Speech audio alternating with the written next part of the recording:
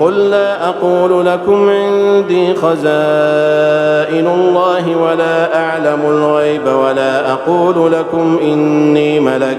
إن أتبع إلا ما يوحى إلي قل هل يستوي الأعمى والبصير أفلا تتفكرون وأنذر به الذين يخافون أن يحشروا إلى ربهم ليس لهم من دونه